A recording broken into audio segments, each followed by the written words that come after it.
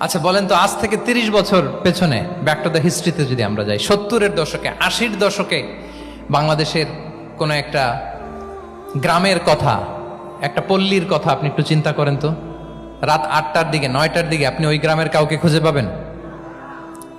70-এর দশকে, 80-র দশকে একটা গ্রামের, একটা গ্রামীণ একটা পরিবেশের কথা যদি চিন্তা করেন, রাত 8টায় সবার কি অবস্থা বলেন তো? আপনি তো ঘুম খুঁজে পান না, আপনার তো ইনসমনিয়া। আমাদের এখন ট্যাবলেট খাওয়া লাগে না ঘুমের জন্য? আমাদের তো ইনসমনিয়া হয়ে গেছে এখন। কিন্তু আজ থেকে বেশি দূরে না, 30 বছর আগের একটা গ্রামীণ পরিবেশের রাত 8টার পরিবেশ হচ্ছে সবাই ঘুম।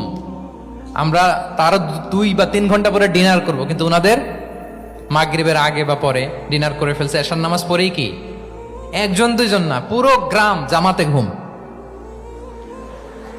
পুরো গ্রাম জামাতের সাথে ঘুম। তো যে লোকটা 8টার দিকে ঘুমালো, উঠবে কখন বলেন? রাত 3টার পর ওর ঘুম আসবে? আর হ্যাঁ, ঘুমেরও তো একটা লজ্জা শরমের ব্যাপার আছে। আর কত থাকবে এখানে, কি বলেন?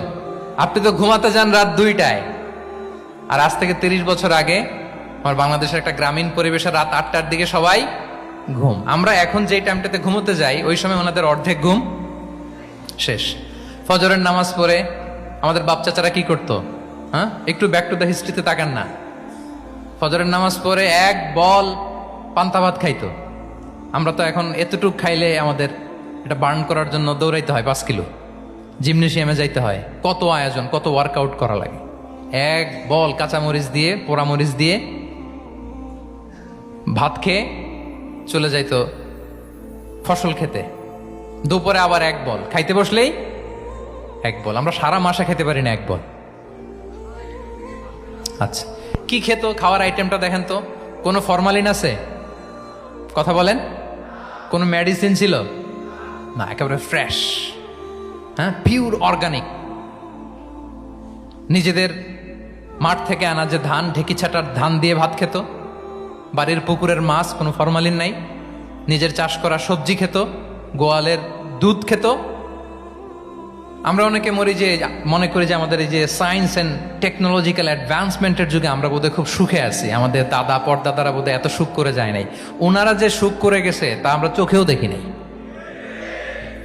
আমার দাদা পরদাদারা যে সুখে লাইফ লিড করেছে, তার অর্ধেকও আমরা করতে পারি না। তারাই আসলে শান্তির, সুখের, আনন্দের সময়টা তারা কাটিয়েছে।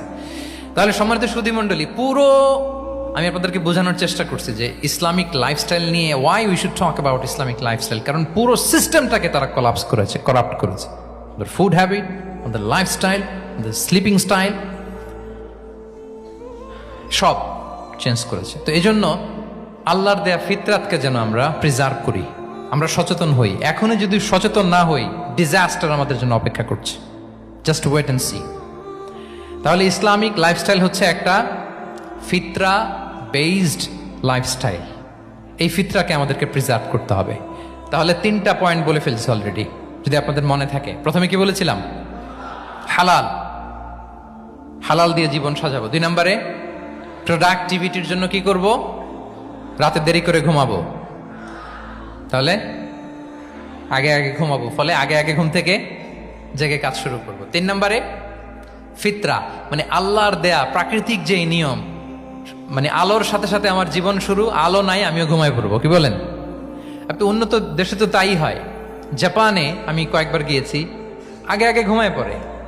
ইভেন আমেরিকাতে আমি কয়েকবার গিয়েছি, অনেক অনেক শহরে 8টার পরে সুপার শপ বন্ধ, 8টার পরে ঘুম এরা। আমরা হাঁটছি কোন দিকে? আমরা একটু নিজেদেরকে প্রশ্ন করি। তাহলে 3 নম্বর হচ্ছে ফিতরা বেসড যে লাইফস্টাইল।